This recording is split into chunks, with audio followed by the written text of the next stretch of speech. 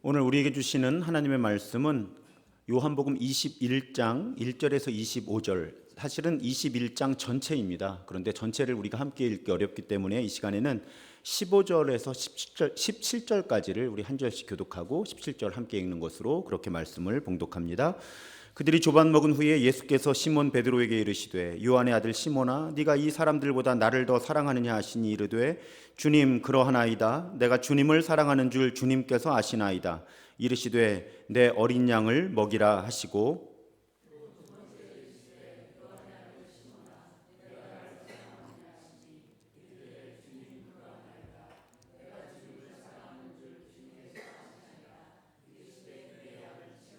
함께 읽습니다. 세 번째 이르시되 요한의 아들 시몬아 네가 나를 사랑하느냐 하시니 주께서 세 번째 네가 나를 사랑하느냐 하심으로 베드로가 근심하여 이르되 주님 모든 것을 아시오매 내가 주님을 사랑하는 줄을 주님께서 아시나이다.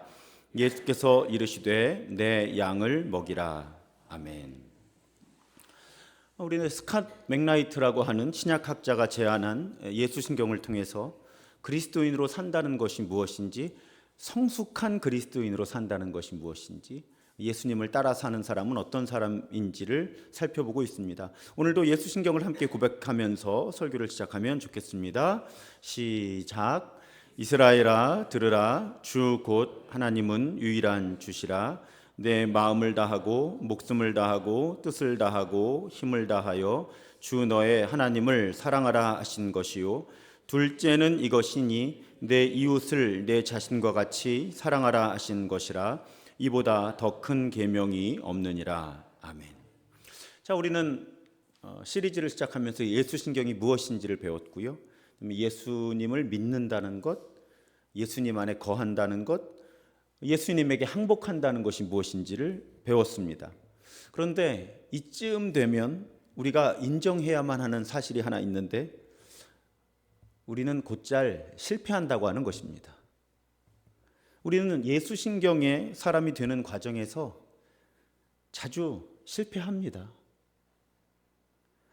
심지어 우리 정말 예수님의 사람이라고 모두가 인정하던 어떤 교회 지도자, 영적 지도자들도 돈과 성과 권력, 정치의 유혹에 무너지는 일들, 우리 사실은 적잖이 경험하고 있지 않습니까? 그런데 여러분, 성경 속의 예수님의 제자들도 그랬습니다. 스캇 맥라이트가 재미있는 표현을 하는데, 마치 실패가 예수님의 제자가 되는데 반드시 필요한 구성 요소인 것처럼 복음서에 보면 예수님의 제자들 실패를 반복한다고 하는 거죠. 그래서 이 스캇 맥라이트가 보니까 신약학자잖아요. 예수님의 제자들이 보여주는 실패의 사례, 본보기가 하도 많다 보니까 그것의 패턴까지 연구가 되더라는 거예요. 얼마나 실수와 실패들이 많으면. 근데 그러고 보면 정말 그래요. 예수의 제자들 자주 예수님의 가르침을 이해하는데 실패하고 동문서답을 합니다. 자주 예수님의 가르침과는 다른 행동을 하죠. 폭풍 가운데 두려워하면서 예수님도 함께 계신데도 불구하고 비명을 지르기도 하고요. 사실은 3년 이상, 더 길게 보면 몇 년인지 모르거든요. 공적 사역, 예수님의 공생의 기간이. 우리는 그냥 추측을 하는 거죠. 그런데 그 기간을 예수님하고 함께 보냈으면서도 예수께서 체포당하실 때 대부분 도망칩니다. 예수님의 제자들의 모습이 그래요. 그런데 이 스캇 맥라이트가 그 제자들의 불완전함의 패턴 가운데서 그 불완전함에서 회복되는 과정을 4가지 요소로 이렇게 분류를 합니다. 미국 사람들이 이런 거 참 잘해요. 그래서 예수님을 따라 사는 과정에서, 우리가 예수신경의 사람으로 성숙해가는 과정에서 우리는 불완전할 수밖에 없고 실패할 수밖에 없는데 어떻게 하면 회복될 수 있을까? 그 4가지 요소를 살펴보면 오늘 설교가 끝납니다. 첫 번째 요소는 실패입니다. 참 쉽죠. 근데 더 정확하게 표현하면 실패가 드러나는 것이에요. 실패를 드러내는 것입니다. 여러분, 스칸 맥라이트가 특히 베드로를 통해서 이 패턴을 예를 드는데, 베드로 이야기가 복음서에 많이 나오니까요, 이 패턴을 잡기가 쉬운 거예요. 또 설명하기가 쉬운 거죠. 참 베드로가 여러 번 실수하고 실패합니다.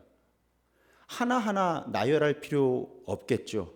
여러분, 무엇보다도 예수님을 모른다고 부인하는 장면, 베드로가 그것도 3번이나 연달아서. 아마 그 장면이 스승에 대해서 제자가 저지를 수 있는 최악의 나쁜 짓이 아닌가 싶습니다. 모른다고 하는 것, 모른다고 하는 것만큼 무례한 일이 있을까요? 나쁜 일이 있을까요? 만약에 제가 어딘가에서 여러분을 만났는데 제가 여러분을 모른다고 해보세요. 나쁜 사람이라고 하는 것보다 더 힘겹지 않으시겠어요? 제가 모른다고 하는 게. 그 베드로가 그 일을 한 거죠. 나쁜 짓을 한 거예요. 참 이 베드로의 실수는요, 항상 우리 곁에 머뭅니다. 왜 그런가 하면 오늘 제가 십자가 묵상 기도회, 우리 고난 주간에 할 그 원고를 지금 쓰고 있거든요. 오늘 쓴 원고가 베드로의 실수와 실패에 대한 설교였어요. 그래서 참 이 베드로의 경험이라는 것이 참 우리를 떠날 수가 없고, 우리가 이 경험에서 이 베드로로부터 배워야 하는구나, 또 베드로를 예수님이 어떻게 대하셨나 해서 참 많은 것들을 배울 수 있구나, 그런 생각을 오늘도 해보게 되었습니다. 그런데 중요한 것은요, 복음서의 저자들이, 또 성경은 하나님의 감동으로 된 것이잖아요. 그러니까 성경을 우리에게 주신 하나님은 이런 베드로를 비롯한 제자들의 실수와 실패를 솔직하게 드러낸다고 하는 거예요. 감추려고 하지 않는 거예요. 여러분, 제가 왜 성경이 하나님의 말씀이라고 믿게 되었는가 하면 감추지 않았기 때문이에요. 우리 구약 성경 지금 통독해 나가면서 보면 우리가 좋은 사람이라고, 하나님의 사람이라고 마땅히 여기는 사람들의 실수와 실패도 성경은 감추질 않습니다.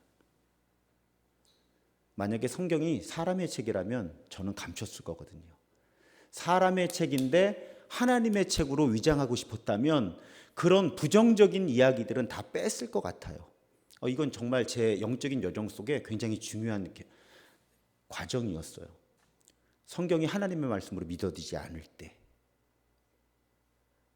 신학대학원에 가서 이 성서신학을 배우면서 사실은 교회에서 가르쳐주지 않았던 나쁜 이야기들이 성경에 들어있는 걸 그때 비로소 보게 된 거죠. 왜냐하면 사실은 저도 모태신앙으로 컸지만 목사님들이 설교할 때 읽어주는 성경 본문만 들었던 거고요, 목사님들은 가급적이면 나쁜 이야기들은 성경에서 안 읽어주신 거죠. 오히려 저는 성경이 좋은 이야기들로만 가득하다고 교회에서 배울 때, 청소년기, 청년 초기에는 그래서 성경이 하나님의 말씀으로 믿어지질 않았어요. 꾸민 이야기 같았어요. 근데 신학대학원에 가서 정말 성경에 얼마나 나쁜 이야기들이 많이 그대로 담겨 있는지를 살펴보면서, 또 마태, 마가, 누가, 요한복음이 왜 이렇게 다른 게 많은가를 오히려 정직하게 받아들이면서, 내가 초대교회 지도자였으면 이런 거 감춘다, 이런 거 꾸민다, 그렇게 생각해 보니까 교회는, 신앙 공동체는 정말 하나님의 말씀을 받아서 그대로 전달한 거구나, 저는 그렇게 고백하게 된 거예요. 그런데 오늘 회복의 차원에서도 마찬가지라고 하는 것입니다. 우리가 회복을 경험하려면 드러나야 되는 거예요. 일단 실수와 실패가 그대로 드러나야만 한다는 것입니다. 그래서 실수와 실패를 정직하게 인정하는 것이 회복의 필수적인 요소예요. 제가 가끔 그런 비유를 하잖아요.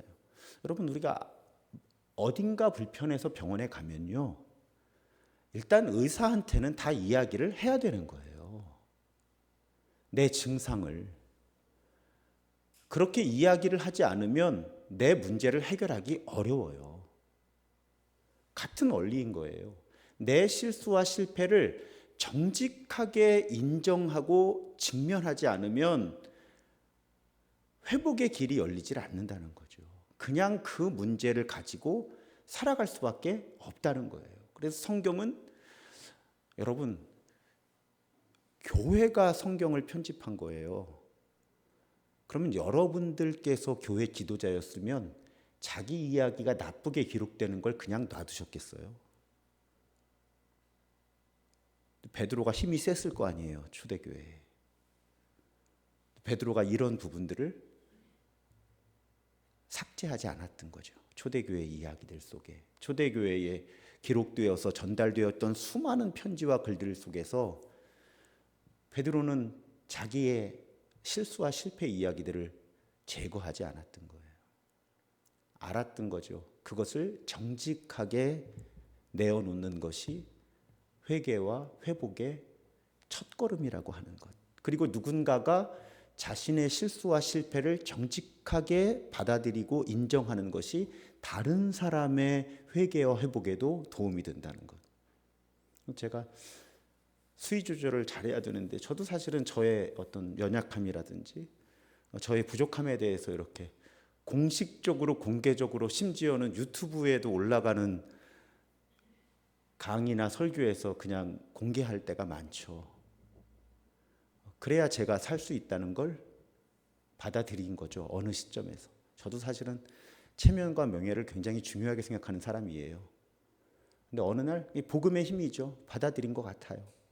제가 정직하게 가급적 투명하게 저에게서 일어나는 일을 공개할 때 그때 저도 살고 또 그 이야기가 다른 분들의 회개와 회복을 돕는다고 하는 것을 제가 받아들이게 된 거죠. 자, 그렇게 실수나 실패를 정직하게 인정하는 사람들에게 그 다음 단계에 일어나는 것은 꾸짖음입니다. 혼나는 거예요. 자, 베드로가 예수님께 아주 크게 혼나는 장면이 나오죠. 마태복음 16장에 예수께서 돌이키시며 베드로에게 이르시되 사탄아 내 뒤로 물러가라. 사탄아 내 뒤로 물러가라. 너는 나를 넘어지게 하는 자로다. 네가 하나님의 일을 생각하지 아니하고 도리어 사람의 일을 생각하는도다. 사탄아 물러가라. 여러분 저에게서 그런 말씀 들으시면 교회 안 나오실 거죠. 교회 옮기실 거죠. 베드로는 예수님한테 그들 어떤 장면인지 아시죠? 더군다나 베드로가 엄청 힘들었을 거예요. 주는 그리스도시요 살아계신 하나님의 아들이십니다라는 아주 유명한 신앙 고백을 해서 내가 네 위에 내 교회를 세우겠다. 나의 에클레시아를 너의 그 믿음의 고백 위에 세우겠다라고 하는 극단적인 이 칭찬을 들은 직후거든요. 그런데 사탄 소리를 들은 거예요. 왜요? 예수님은 베드로의 신앙 고백 이후에 비로소 자신이 십자가의 고난과 죽음, 부활을 감당하게 되시다는 말씀을 제자들에게 하시기 시작하죠. 그런데 베드로가 이런 일이 절대로 일어나서는 안 된다. 우리 주님은, 예수님은 절대로 고난을 받으셔서는 안 된다 하다가 그렇게 항변하다가 사탄아 물러가라라는 책망을 받은 거죠. 여러분, 우리가 잘못을 지적받는 것은 사실은 피하고 싶은 과정이죠. 하지만 여러분 우리가 예수님 안에서 회복되기 원한다면 우리의 잘못을 지적받아야 되는 거예요. 지적받아야 되는 겁니다. 그 과정도 받아들여야 되는 거예요. 제일 좋은 건 그 잘못을 먼저 스스로 깨닫는 것이죠. 제일 좋은 건 우리 안에 계신 성령께서 우리 마음속에서 우리의 실수와 실패를 책망하시는 음성을 듣고 받아들이는 것이죠. 때로는 하나님의 음성으로 우리가 깨닫게 되기도 하고 때로는 양심의 소리로 느끼게 되기도 합니다만 어쨌든 우리 안에서 음성을 듣는 거죠.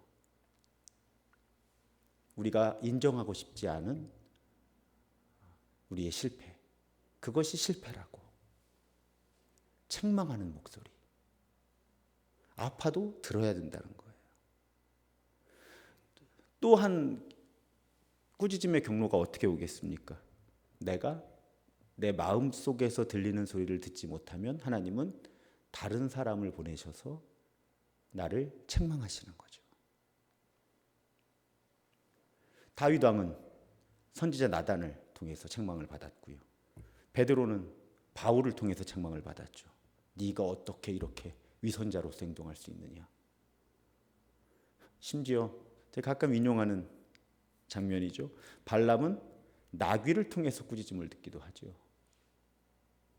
하나님이 누군가를 통해서 우리를 꾸짖으시는 거예요. 그때 받아들여야 되는 거죠. 합리화하지 말고. 제일 우리 잘하는 게 합리화잖아요. 그럴 수밖에 없었다. 어쩔 수 없었다. 근데 지금 매일 기도에 우리 광야에서 일어나는 일을 살펴보면 대부분의 경우 어쩔 수 있다는 거죠. 적어도 광야에서 다윗은 안 무너집니다. 하나님을 사랑하고 사람을 존중하는 그 다윗의 태도는 안 무너져요. 여러분, 다윗이 망가질 수 있는 101가지 이유가 있지 않았겠습니까? 광야에서. 잘못한 게 없는데 다윗은 안 무너지는 거예요. 어쩔 수가 있었던 거죠. 우리는 합리화하려고 자꾸 시도하지 말고 받아들여야 되는 거죠. 꾸짖음을 받아들여야 되는 거예요. 하나님이 사랑하는 사람을 꾸짖으시는 거니까. 저는 이걸 가장 많이 경험한 게 이제 전에 교회 부담임 목사를 할 때 담임 목사님 가끔 그런 말씀하셨어요. 우리 교역자들 모아놓으시고 본인이 혼내면 감사하라고. 혼내는 걸 중단하면 오히려 걱정하라고.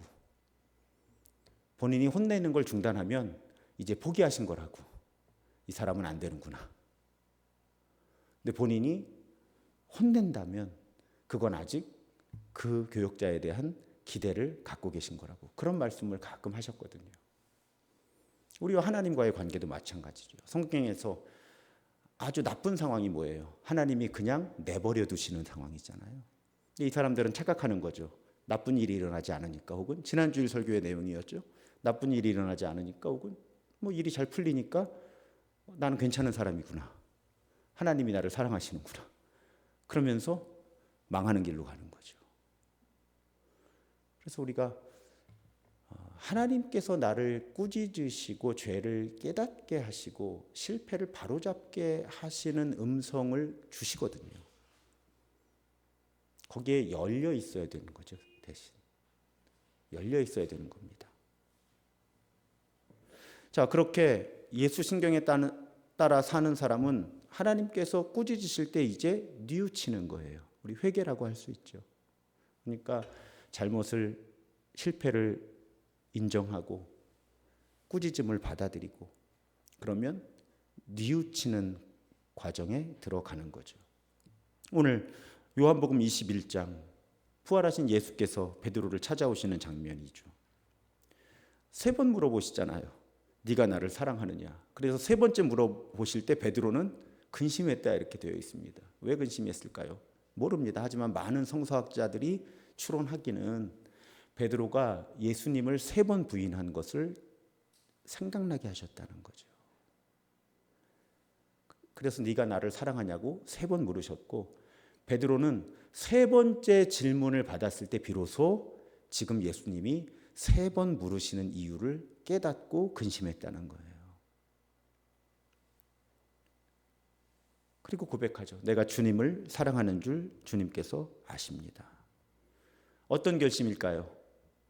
본문에는 그렇게 기록되어 있지 않지만 우리가 행간을 읽으면 베드로는 이제 다시는 예수님을 부인하지 않고 예수님을 사랑하면서 살겠다고 다짐한 거죠. 예수님 앞에서.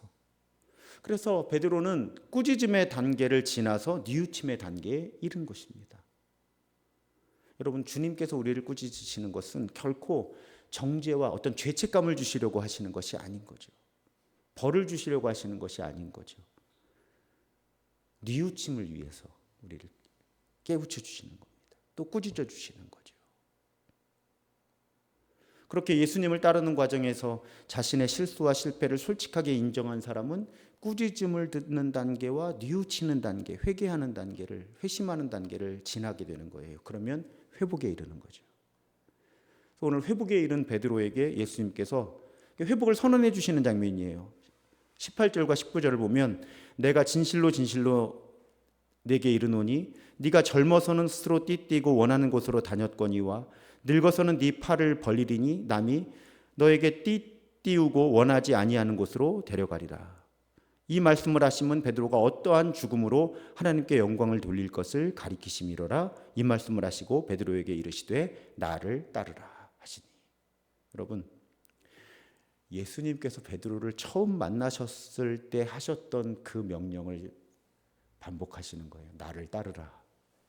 처음에 나를 따르라 하셨잖아요. 그래서 베드로가 따랐잖아요. 근데 그 길을 베드로가 벗어났잖아요. 근데 지금 꾸짖음과 뉘우침의 단계를 지나서 회복된 거예요. 그래서 회복된 베드로에게 예수님께서 다시 처음에 하셨던 명령, 나를 따르라. 근데 여러분, 이 말씀의 내용만 보면 사실은 별로 유쾌한 내용이 아닙니다.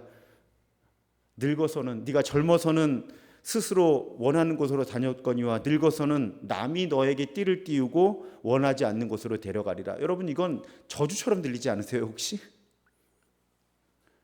아니, 나이 들었는데 남이 띠를 띠워서 원하지 않는 곳으로 너를 데려갈 것이다. 이게 저주처럼 들릴 수도 있잖아요. 근데 아닌 거예요. 왜요? 지금 예수님께서 회복된 베드로가 죽는 날까지 예수님의 길 위에 신실할 거라는 것을 확실하게 선언해 주시는 거죠. 네가 늙어서 죽음에 이를 때까지. 그래서 19절에 보면 베드로가 어떠한 죽음으로 하나님께 영광을 돌릴 것을 가리키심이라 이렇게 되어 있잖아요. 그러니까 예수님은 지금 베드로, 네가 이제 회복되어서 나를 따를 것인데 네가 정말 늙어서 남이 너에게 띠를 띠우고 원하지 않는 곳으로 데려가서 죽는 그 순간까지 나를 신실하게 따를 것이다 라고 선언하신 것으로 우리가 이해할 수 있다는 것입니다. 그러니까 베드로는 회복되었어요. 그래서 남은 삶 전체를 통해서, 심지어는 죽음을 통해서도 하나님께 영광을 돌릴 것이라고 예수께서 베드로에게 일러주신 것입니다. 베드로에게 상황은 앞으로 나쁠 거예요. 어찌 보면 예수님 그 신문 당하시고 재판 받으실 때 불 쬐고 있다가 누가 와가지고 너 예수와 한 패지, 이 상황이 훨씬 좋은 상황일 수도 있어요. 앞으로 베드로가 경험할 상황들에 비하면. 그런데 예수님은 베드로의 회복을 선언하신 거죠. 그렇게 나쁜 상황들이 네 앞에 있을 텐데 그래도 너는 그 나쁜 상황 속에서도 끝까지 나를 따를 것이다. 회복의 선언입니다. 그 일들이 우리에게도 일어나는 거죠. 여러분, 실수하고 실패하지 않을 수 있는 사람이 어디 있겠습니까?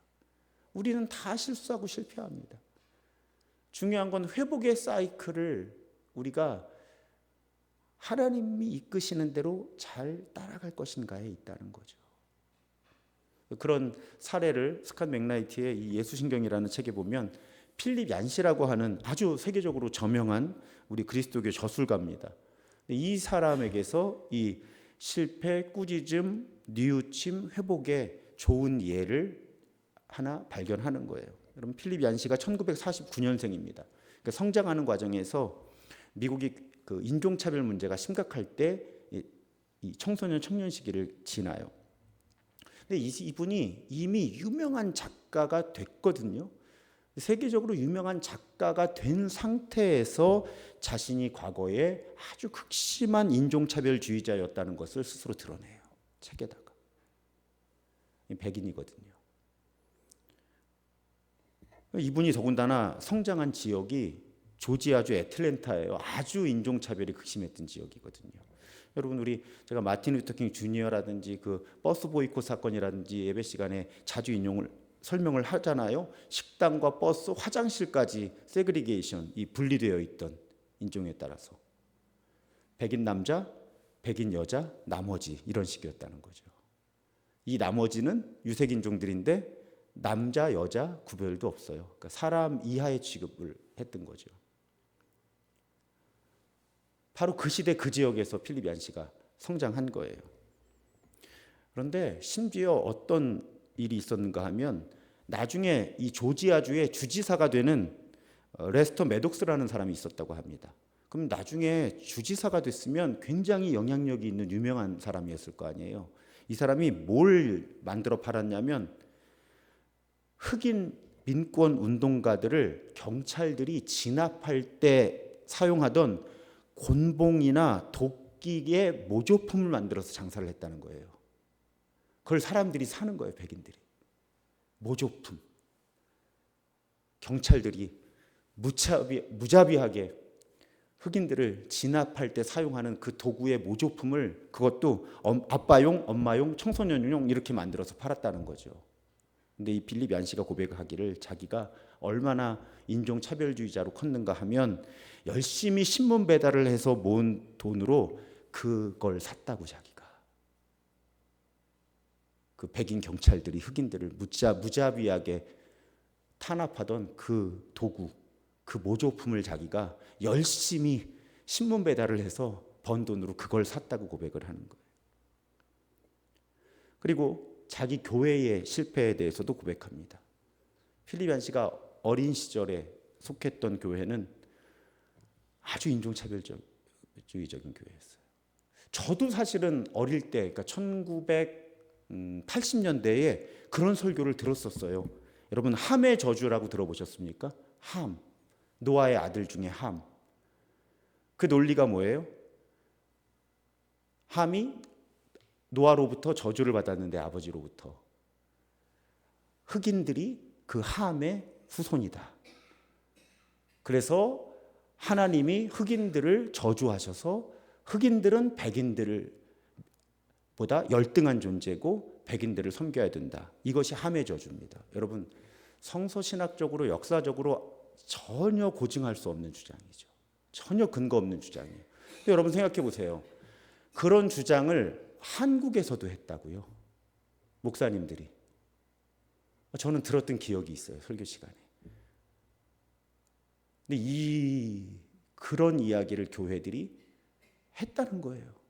그렇게 교인들로 하여금 흑인들을 차별하는 것을 정당화하도록 교회가 설교를 했고 성경을 가르쳤다는 거죠. 이 필립 얀시의 교회는 아예 책자를 만들었다 그러죠. 흑인이 그 교회 예배드리러 오면 입구에서 안내하는 분들이 그 책자를 나눠준 거예요. 흑인들이 왜 열등한지. 여러분 성경 가지고 교회는 매우 나쁜 짓을 많이 해왔고 지금도 많이 하고 있다니까요. 이건 역사가 몇십 년 지나야 드러나는 거죠. 지금 우리나라도 마찬가지예요. 분별 잘 하셔야 돼요, 지금. 그때 그 지역에 있던 백인 교회들이 이랬다는 거죠. 그리고 필립 얀시는 이것이 잘못되었다는 생각을 1도 못한 거예요. 왜? 교회에서 다 그렇게 가르치니까. 또 본인도 백인으로서 인종차별의 혜택을 보는 사람이니까. 교회들이 설교 시간에는 함의 저주를 인용하면서 백인들이 흑인들을 억압하고 착취하는 것을 당연시하고 흑인들은 마땅히 하나님이 저렇게 창조하셨다는 거죠. 성경을 이상하게 성경 구절들을 끄집어내가지고 당신들은 여기 들어와서 예배드릴 자격이 없다. 하나님이 당신들 그렇게 만들었다고 교회에서 그런 성경 공부 교재 만들어가지고 나눠주고 흑인들한테. 그 시대를 지나왔다는 걸 인정을 한 거예요. 심지어 그 교회는 이제 뭐 흑인이 백인 학교에 간에 만회하는 이게 심각했거든요. 그 시대에. 그러니까 이 교회가 신속하게 뭘 했는가 하면 공립학교가 이제 흑인들을 받을 수밖에 없게 되니까 빨리 사립 백인 학교를 교회가 만든 거예요. 인종차별을 어떻게든 계속 하고 싶어서. 그래서 한 흑인 성경교수, 성경을 가르치는 흑인 교수인데 그 어린 딸에게 입학 자격을 주질 않았습니다. 이런 일들을 교회가 한 거고요. 제가 이번에 알았어요. 지금 말씀드리는 것. 심지어 그 교회는 그 교회만 그랬겠습니까? 당시 백인 교회들이 그런 거지. 마틴 루터 킹 주니어 목사를 마틴 루시퍼 머저리라고 불렀다는 거예요. 여러분 교회 안에서 미움이나 차별이나 혐오가 있을 때는 굉장히 조심하셔야 돼요. 이거 그렇게 옛날 이야기 아니에요, 지금. 이랬던 분들 살아계세요, 지금. 근데 지금 벌써 제가 이런 이야기를 하는데 여러분들 현장에 계신 분들의 표정이 굉장히 안 좋으시거든요. 표정이 약간 어떤 느낌이냐면 저한테는 진짜 교회가 그럴 수가 있어 하는 표정들이신데 교회가 그렇다는 거예요. 우리나라 지금 정치 현실에서도 마찬가지고요.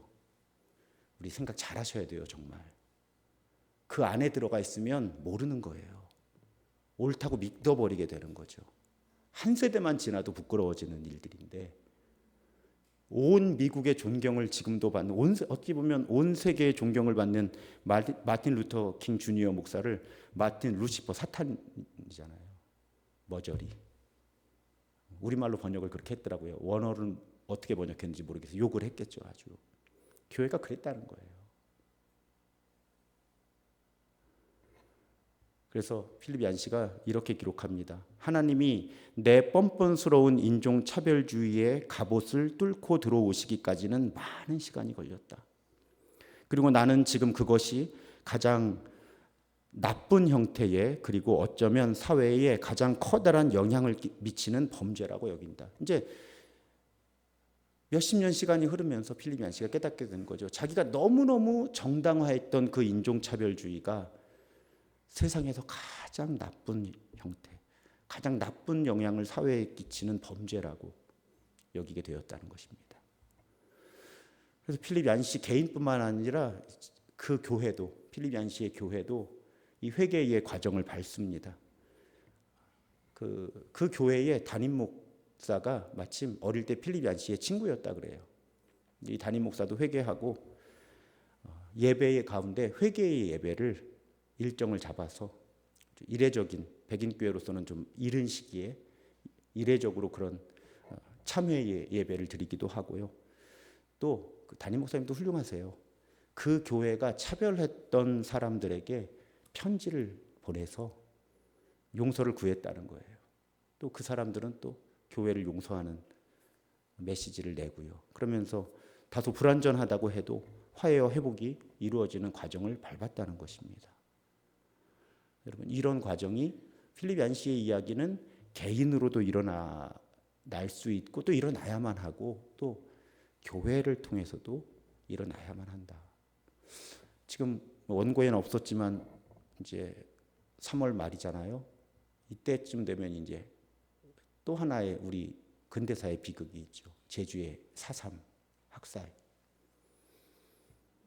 여러분, 지금도 어떤 제주도민들 혹은 제주 출신의 분들은 그 학살에 있어서 개신교회가 앞장섰다는 것 때문에 교회와 기독교 신앙을 받아들이기를 거부하죠. 그분들이 거부하면서 하시는 말씀이 있죠. 왜 교회는 공식적으로 공개적으로 회개하지 않느냐는 거예요.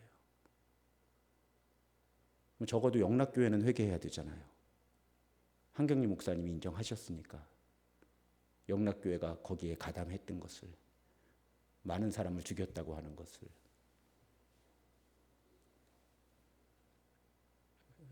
과정을 지나지 못하는 거죠. 여러분, 그 사건만 해도 꾸짖는 목소리가 얼마나 큽니까? 사실은 교회만 귀를 닫고 있는 것 같아요.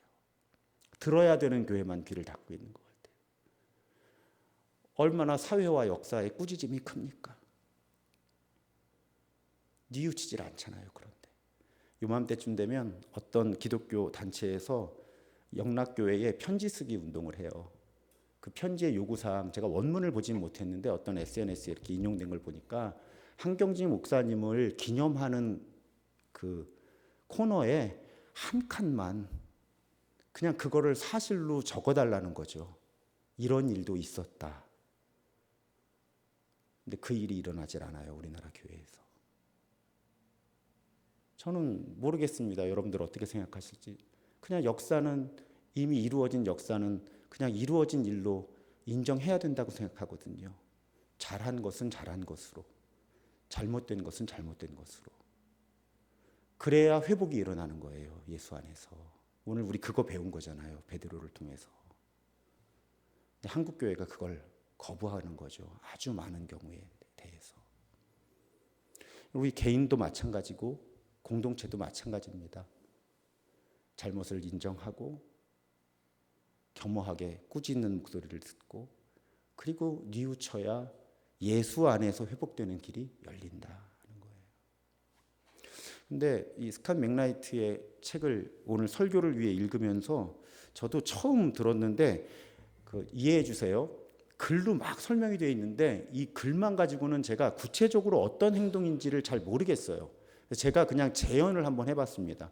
베네딕트 수도원 전통에서 용서와 화해를 위한 예식이 하나 있다고 이 책에 써 있는 거예요. 근데 설명이 너무 단순하고요. 아무리 인터넷을 뒤져도 제가 자료를 잘 못 찾겠어요. 근데 어떤 것인가 하면 제가 그래서 제 나름대로 해석을 해봤습니다. 그래서 오늘 여기 그릇이 하나 있는 거예요. 원래는 이렇게 투명하고 큰 그릇을 사용한다고 하는데 저는 그냥 세례반을 가져와 봤습니다. 이게 어쨌든 우리에겐 큰 의미가 있는 그릇이니까요. 우리가 세례를 받는. 그래서 이 글을 보면 어떤 게 있는가 하면 내가 용서받아야 될 것이 있는 거예요. 지금 하나님으로부터. 그럴 때 이 그릇에 손을 넣고 손에 물을 담는 거예요. 그리고 이 물이 지금 내가 용서받아야 할 것들이에요. 하나님께 용서를 구하는 거예요. 그리고 손을 이렇게 원래 이게 투명한 그릇이면 그 안에서 손을 펴라고 되어 있는데 저는 손을 펴는 것보다 제가 연습 집에서 한번 해보니까 손을 펴는 것보다 그냥 이렇게 손을 들면 저절로 물이 이렇게 빠져나가잖아요. 그러니까 내 실패, 내 잘못을 하나님 앞에 인정하고 하나님의 용서를 구한 다음에 이걸 이렇게 드는 거예요. 그리고 내 죄와 허물이 실패가 빠져나가는 거죠. 왜? 하나님께서 나를 용납하시고 용서하시니까. 이걸 눈으로, 손으로, 귀로 경험하는 거예요. 그런데 필립 얀시가 그런 이야기를 하더라고요. 아주 큰 통을 만들어서 거기에 흑인과 백인이 함께 손을 넣고 서로 자신들의 잘못을 회개하면서 또 서로를 용서하면서 그렇게 함께 손을 꺼낼 수 있다면 얼마나 아름다운 예배겠느냐 하는 거죠. 여러분 가끔은 제가 왜 지난 토요일에 향심기도 렉시오 디비나 강의하면서도 몸도 예배한다고 말씀드렸잖아요. 이런 몸으로 뭔가를 고백하는 기도가 힘이 셀 때가 있어요. 마음으로 하는 것보다. 저는 도움이 되더라고요. 책을 읽으면서 해봤거든요. 그냥 이렇게 기도하고 하나님께서 나를 용서하셨다. 고백함으로 이렇게 어느 정도 뭐라고 표현할까요? 해결이 됐다고 할까요? 해소가 되었다고 할까요? 그런 경험도 있지만 어떤 때는 그것이 쉽게 일어나지 않을 때 그럴 때는 한번 해보세요. 집에서 그냥 이런 그릇 하나씩 다 있으시잖아요. 요만한 그릇들은. 손을 넣고 하나님께서 내 실패를, 내 잘못을 혹은 내 실수를, 내 죄를 십자가에서 용납하시고 용서하셨다. 그렇게 고백하면서 손을 들어보는 거죠. 느리지만 빠져나가죠. 주님께서 나를 이렇게 용납하시고 용서하셨다는 그 고백을 가지고 회복을 경험하는 거죠. 그리고 다시 살아내는 거죠. 우리 주님은 결코 우리를 포기하지 않으시니까요. 우리 주님은 계속 우리에게 기회를 주시는 분이시니까요. 우리 어떠한 실수와 실패를 내가 저지른다고 해도 베드로를 찾아와서 회복시켜 주신 주님은 나도 찾아와서 회복시켜 주신다고 우리 믿을 수 있지 않겠습니까? 우리 주님께서 우리가 아무리 큰 실수와 실패를 해도 바로잡고 다시 살아낼 수 있는 기회를 주시는 분이심을 고백하면서 그 은혜를 신뢰하면서 끊임없이 실수하고 실패하더라도 끊임없이 예수님 안에서 회복되면서 그렇게 끝까지 신실하게 믿음의 길 걸으시기를 주님의 이름으로 부탁드리고 축복합니다.